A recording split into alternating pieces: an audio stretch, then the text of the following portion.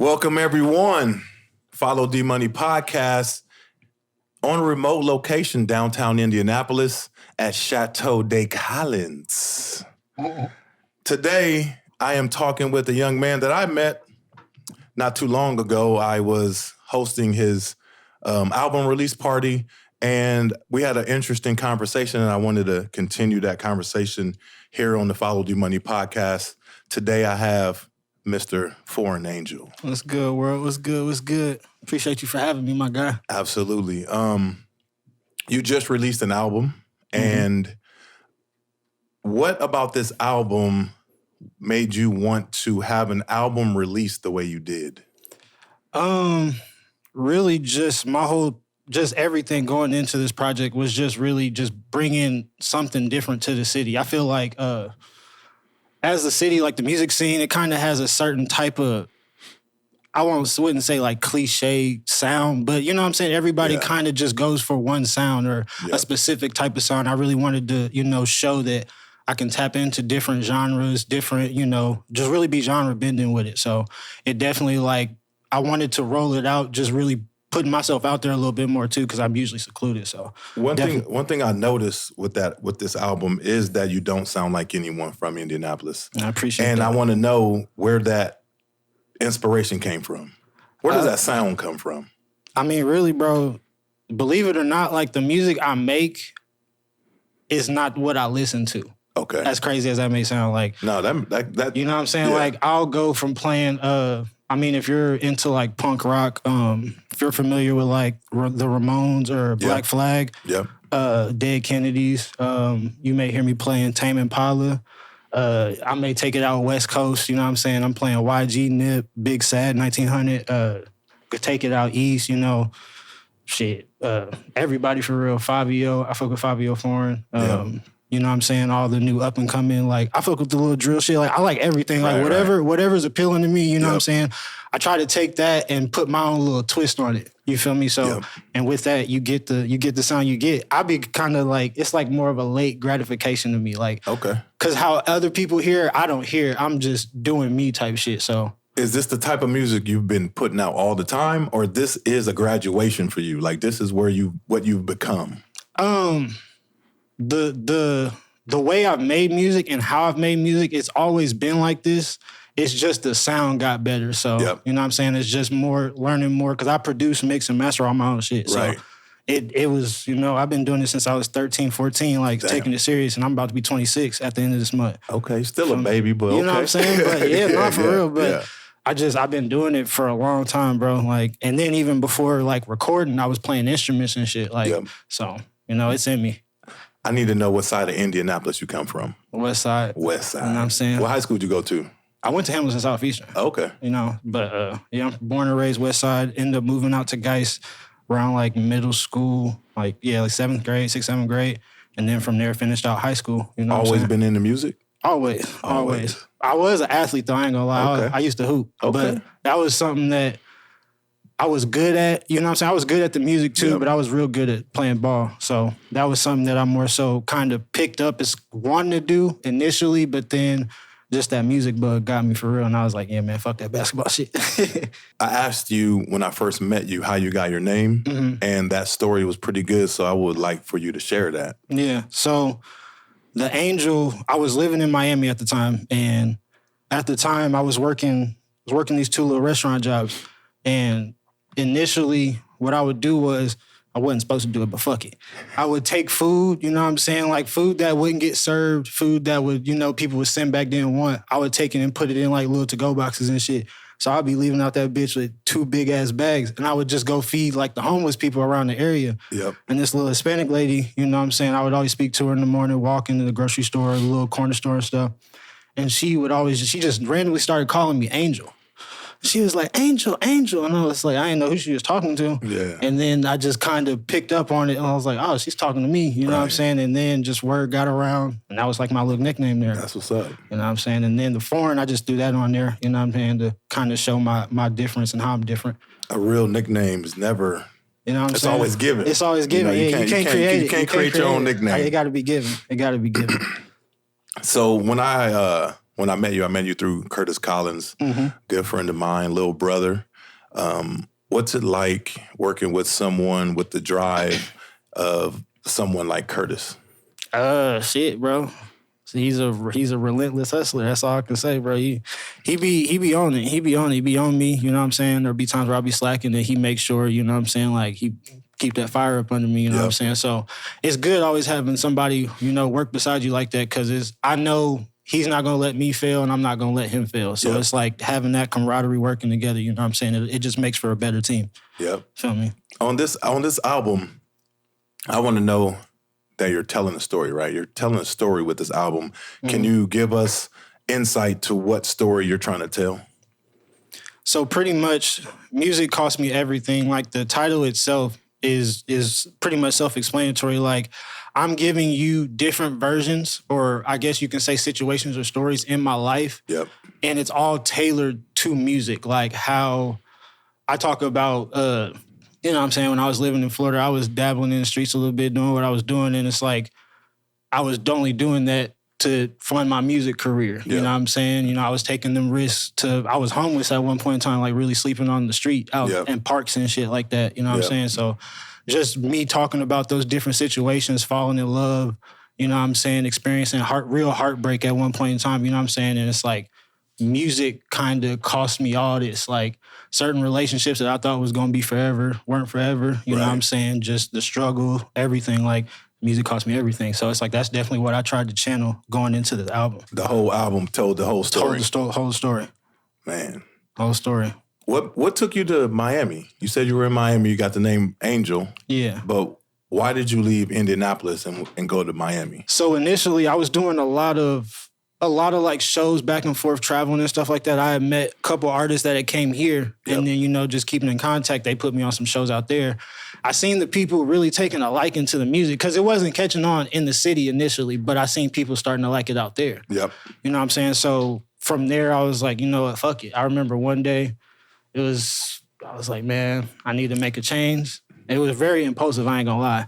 I moved out to Miami with like $400. Dang.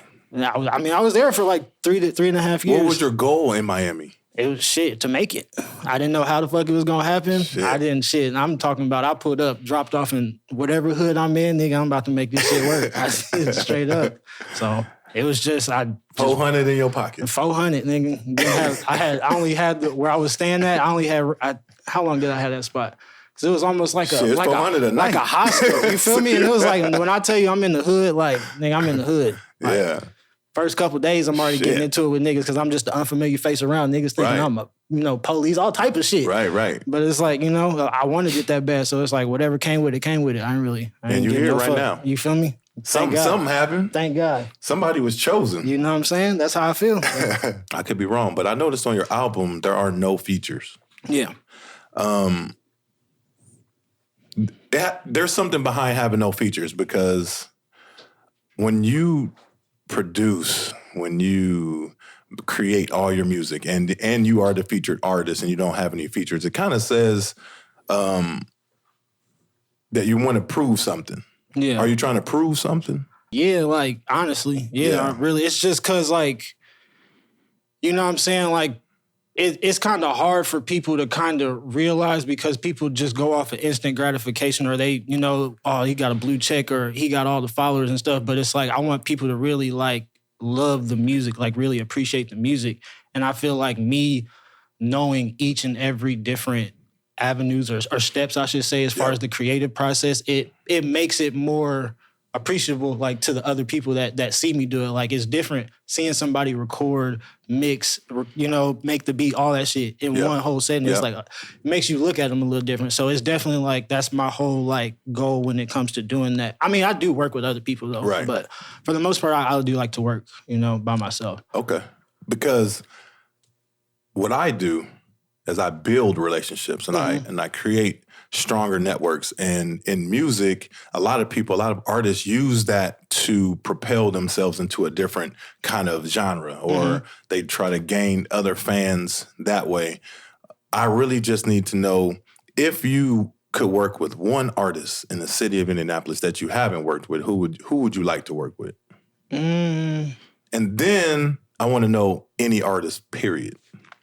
But Indianapolis in particular. Indianapolis in particular. I ain't gonna lie. I would like to do something with Paris Ladam. Okay. Whether it could be like actually getting on the song together or me doing production for her. Mm-hmm. I just like her vibe and shit. You know what I'm saying? It's fun. It's hella fun. That's fam right there. You know what I'm saying? Yeah. So I would definitely like to work with her. And she got a song called "Put a Thumb in Her Butt." Oh yeah, no, she returned. I mean, she returned. I fuck with she it though. do got a song called "Put a Thumb in Her Butt." What up, Paris? Let me see. What artists? Well, it's a lot of different artists. I ain't gonna lie. I'll give you two. I'll give you my top two. Okay. Tame Impala. Yeah. And Wiz Khalifa. Okay. Wiz Khalifa. Why Wiz? That's it. If it wasn't for him and them day-to-day vlogs, I wouldn't even think being a rapper was a real job. Okay. Like for like him seeing how he started doing the college shows and shit, and then seeing where he's at now, it's like if you hustle and you know what I'm saying, you really got talent, you can make it happen and shit. So he allowed me to kind of really believe in that. That's dope, bro. When I was coming up, moving units and slanging music out of your trunk was a thing, and nowadays you have social media, you got streaming. Mm-hmm. So it's not the same when it comes to knowing who you're reaching. Yeah. And I think nowadays it's important that artists get out, get on the stage. They show themselves. They get a following, and that's how you kind of create revenue as well. Yeah. Do you do live performances? Yeah. I mean, I do it all. Live performances. I got merch coming soon. Yeah. You know what I'm saying? Like I said, I produce, I engineer. So it's like those are other avenues. Yeah. And even on the networking side, just helping me bridge that gap with certain artists. Yeah, bro, I do it all. I play instruments. Like if you need certain parts played on the song, I can do that for you. Like I definitely just try to immerse myself in every way possible. You know what I'm saying? So you're like a Swiss Army knife. I mean, boy, anything you want, whatever you need done, I do it. You know, straight up. All-Star Weekend coming up. Mm-hmm. It's really big for the city of Indianapolis, the NAP.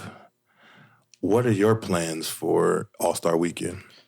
Shit, I know creative culture. Anything creative culture on it, I'm going to be there. Just put it to you like that. Yeah. Melly, shout out to my dog Melly. He's having something, so I'm going to be out there supporting him. Just supporting the fam for real. Yep. You know what I'm saying? We're sipping on this Bel Air right here. You know what I'm saying? Good bamboo. Pretty damn good bamboo.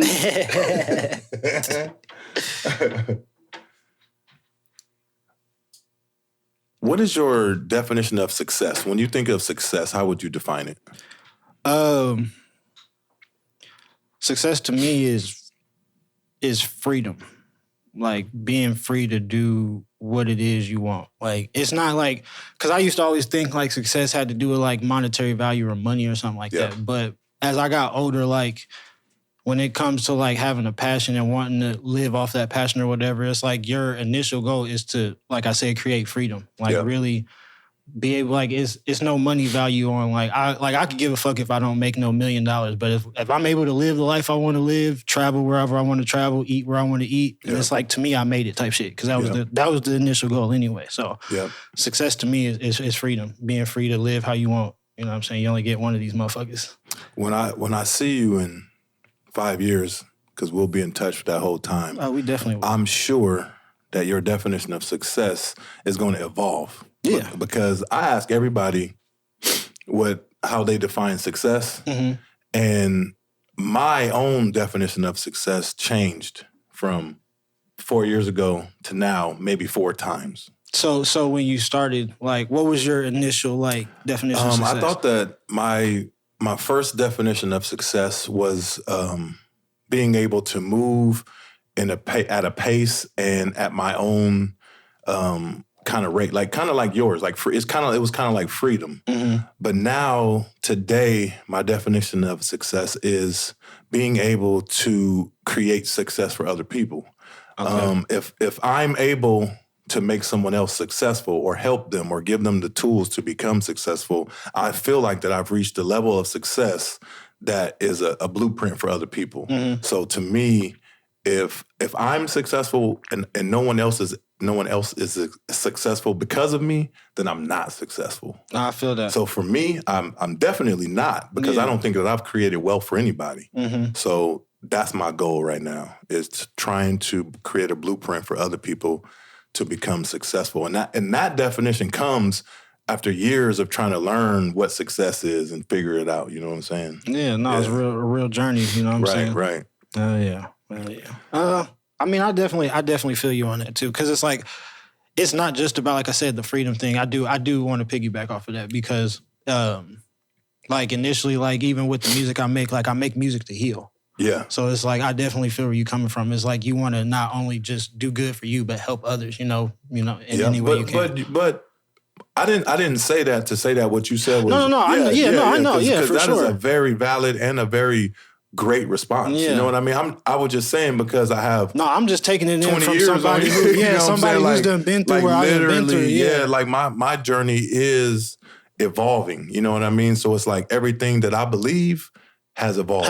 No, of course. Everything. Of course. Like nothing on my plate is gonna sit there forever. I'm eating it all. Of course. And then I want more. You know what I mean? So that's where I'm at with that. And I love hearing people define success, but then as I get to know them, and then we have different times together, and I'll say, bro, like what's success to you now? You know, and then you'll tell me that 2 years from now, you know what I mean? Like it'll be different, but we'll have this, you know what I'm saying? You remember you thought it was freedom? No, for real. No, real shit. I can't wait. Yeah. What are you working on now? What are you doing? Are you in the studio right now? I'm always in the studio. Always. Working on a lot of new music. Got some collab stuff coming with 3VM. Videos from the project coming. Just pretty much just following up with the drop of everything. More shows coming. Just trying to stay on it for real. Yeah. With your sound being so different out of Indianapolis, where do you see is the hardest part about that? What's tough about that, if there is anything? I feel like, at least like when it comes to the city, or just in general? When it comes to you as an artist, now you sound completely different than anybody that I know in Indianapolis, or that I know of in Indianapolis. So that has to be a vibe, or there has to be some type of feeling. It could be a great feeling. It could be you could feel alone. You could feel isolated. Yeah. Or you could be welcomed. Like, how do you feel with your sound as an artist, a musician in the city of Indianapolis? I can say, I won't say lonely, but like I feel like my sound is misunderstood. Okay. Because it's like I said, like a lot of people in the city, like they just stick to one thing. So it's like they can't really pinpoint you to one thing. I feel like then it's kind of hard for it to really like transition. Okay. Because it's like even like the stuff I talk about, how I make my music, my inspiration is from music. It's like it's very broad, and it's like, I mean, I know people in the city probably know of the artists that inspire me, but it's just like how I kind of take it in and, really like do it. Yep. It's very different from what's ever been done. So I feel like it's very misunderstood. I don't think it's not accepted. I feel like the ones that know, and they give me, my flowers, and but I don't know. I would just say it's misunderstood. I feel like the people don't get it yet. Okay. Because it's like even like the type of person. But things that are different, nobody understands it until they do. Until they do. And that's what, I think if I were you, I would just flood them with your shit. Like, I got to give them too much of me. You know what I mean? So it's like, there's no excuse to misunderstand it. You know what I'm saying? I'm going to give you all of it. Exactly. You know what I mean? I'm going to give you as much as me as you can handle. And then you go and say, now how do you not understand it? You know what I'm saying? You know what I mean? Even like with the album and shit, that's how I initially went in with it. Like, I had every song, everything from like the hyper pop trap to dance to punk rock to R&B. Yeah. And it's like, I personally don't know anybody from the city that is putting all those type of genres on one project. Okay. You know what I'm saying? And it's like, I feel like with me doing that is in the sense it's going to break genres. Okay. Or barriers, I should say. Yep. Like, you know what I'm saying? People are going to actually get to see, you know what I'm saying? Like, oh, damn, no, we could really do whatever the fuck we want. Like, I got a very punk mentality when it comes to music. I don't be giving no fuck. Okay. I like that punk song on the album, though. You know, I appreciate it. I do like that. That's one of my favorite. I was surprised, bro. A lot of people actually like that song. Yeah, this is my first rock song I ever made. I don't do punk normally, you know what I'm saying? Yeah. But it's just the vibe. I like the vibe, especially coming on. I think it's like the third song on the album. And it just comes out of nowhere. If you're not looking for it, you ain't ready for it. You ain't ready, exactly. But then it comes and it just does its thing. You know what I'm saying? I appreciate that. Yeah, that's really dope. I did not think people was going. I don't know. I just because it was new to me. That was my first rock song I ever really made. So I didn't know how people was going to receive it. Right, and they loved it. That's what's up, man. What do you see yourself doing in the next? Let's say we just get in a time machine, and 5 years from now, I'm talking to you. And wherever we are, wherever you're living, what do you look like? What are you doing? What have you done? I'm definitely gonna be on for sure. You know what I'm saying? Kicking it poolside at the crib. Okay. You know what I'm saying? We're gonna be doing something like this, but at the pool though. You know what I'm saying? A little infinity pool. Okay, we're gonna be on the pool. Okay. You know what I'm we're saying? gonna have our swim trunks on? I mean, if you want to go swimming, go ahead. I'm gonna be swim trunked out. I don't swim, but you know what I'm saying? But you know what I'm saying? It's gonna be there. In 5 years, we're gonna teach you how to swim. I'm with you. You're gonna learn how to swim in 5 years. Trust me. Real talk. Yeah, you ain't lying though. As soon as you buy that house, I'm gonna send you an instructor. Boy. Infinity pool. Yes, sir. Okay, yeah. so tell me what, if you could just imagine and take us on a ride for the next 5 years, what has Foreign Angel done? Definitely a lot more production placements. You know, that's a big thing. Even just this year I want to work on is just getting a lot more production, working with a lot more artists. I want my own production company. That's the thing too. Okay. I want to try to transition more into doing more like sync license deals. Like I really fuck with film. Okay. So it's like I want to start getting into doing like soundtracks for certain movies and shit like that. You know what I'm saying? So I got a guy. I mean, I got a guy who does a lot of TV, movie, like music for that. So like I could definitely get you on that track easy. Let's make that happen. Like no problem. Let's make that happen. Yeah, for sure, bro. I think it's real important. I was talking to Curtis right before this, and we were talking about networking, and we're talking about what we get out of networking.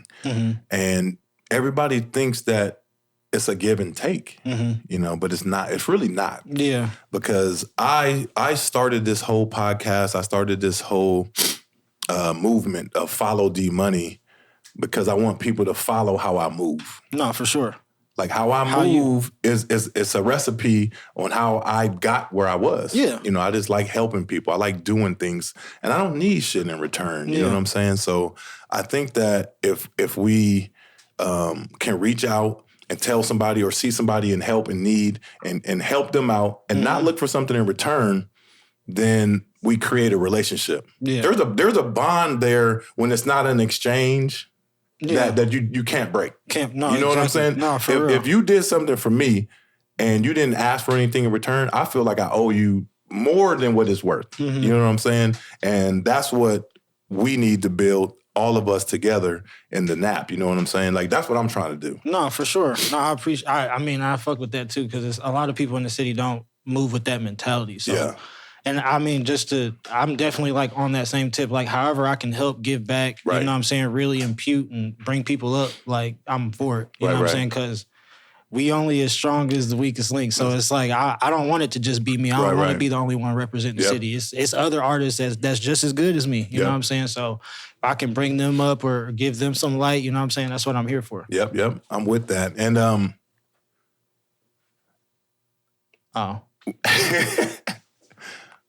we're drinking this. Good Bamboo. That Good Bamboo from Bel Air. And shout also, out to the team. We got to give a huge shout out to Bel Air because they've helped us do a lot in the city. They do a lot of things. Curtis, who is the creative, I do creative director. He's the creative director of Bel Air. That's not an official title. It's not official. Fuck it. But he be doing stuff. Facts. Fuck it. He be doing stuff.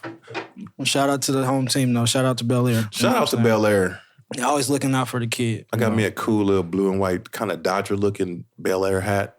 Real dope. Oh yeah, and I don't know where the fuck, nigga. I got this robe from him. Oh, you got a robe? Boy, when I tell you this mother, hey, He got a robe? Hey. New York shit. He got oh a yeah, ro- we did a whole little press run with Bel Air. Did like a little interview series. okay. All type of shit. They shot a video for me, like all type of shit. I tell you what, let me tell you something. This right here, I don't even drink rum, bruh. Smack. Hey, Bel Air, y'all got something right here with You this feel me? bamboo. That shit bamboo. Yeah, shout out to Bel Air though. If you could have something done, if you could set the city off during All-Star Weekend, which is coming up, what would you do? Like, how would you showcase Foreign Angel, the city of Nap, representing around the world All-Star Weekend? What would you do? What kind of party? What would it look like? Shit. On some Project X shit. On some wild, crazy Yeah, midgets in the All oven type shit. Fuck it. Damn. I'm gonna have the city viral. Everybody. Well, come on, let's hear it. Let's hear it. Shit. You got unlimited funds.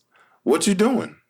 All right, so for sure, I'm shutting down. Have wherever it's popping at, I'm shutting the block down. We gonna have Shutting a the block we down doing- on the circle. I You want going to to do circle or you like going a block Meridian? like a block party type Okay, vibe. on the street. Yeah, we outside with Okay, it. we outside. I mean, it's cold, but fuck it. You gonna Okay. be drunk. You gonna be. We setting up full court basketball courts out We there doing too. whatever. We Okay. doing whatever. All right. You know what I'm saying? You know what I'm doing? I'm doing pantsless party, not pantsless? topless, pantsless. Pantsless party? no pants. He said fancy. I mean, shit.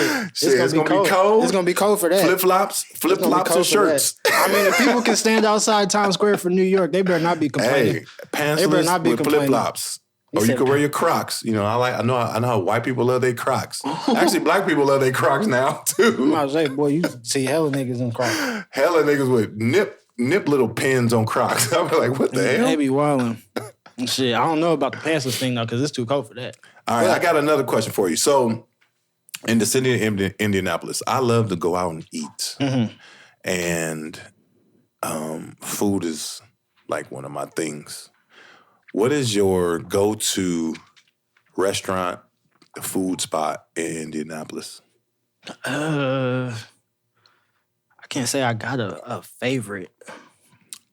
Yeah, you 26, 27. 26. 26. You're not ready for that yet. I mean, shit. You ain't on that. Like soon as you hit 30, bro, restaurants is good. Like you're gonna be like, I gotta go there, have my favorite spot. I got I got my favorite waiter, waitress, bartender. Like as you get older, certain things become more important. No, You for know what I'm sure, saying? for sure. Like I got certain spots that I fuck with. Well, like, Curtis, you 28.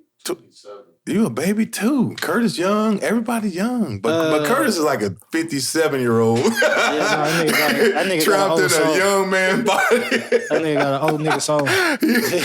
he older than me mentally. Joke. That nigga an old nigga for sure. All right, so but if you were gonna take me out to eat somewhere tonight, like we're gonna go kick it, where would you go? I mean, I ain't gonna lie. I be eating a lot of Mexican food. So, Okay. You got a favorite Mexican joint? Yeah, I got a couple. My favorite is El Masan. It's on. It's I've like never heard of off of Rockville. It's like going past girl school. You go past girl school, and it's fire. It's right in the plaza, Kroger Plaza. Okay. It should be busting. What's another one?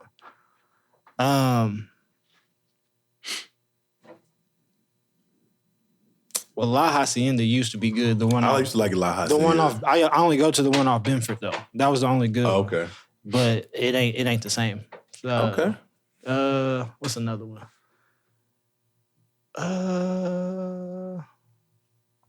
El Rodeo on high school. I've been high school. over El on high Rodeo. school. Yeah, I've been That there. one's fire. I I've don't been know there. about them other ones, but that one be hitting every time. So, yeah. All right, so you don't even go to restaurants a lot, right? But you do I like like them. your Mexican joints. That's pretty much all I And- be eating for. Okay, but we do have friends that are doing this thing with, and I just want to know your opinion of this. So our friend has an app that can help waiters and waitresses, bartenders, get people to come back, like people who tip well, and they can promote themselves.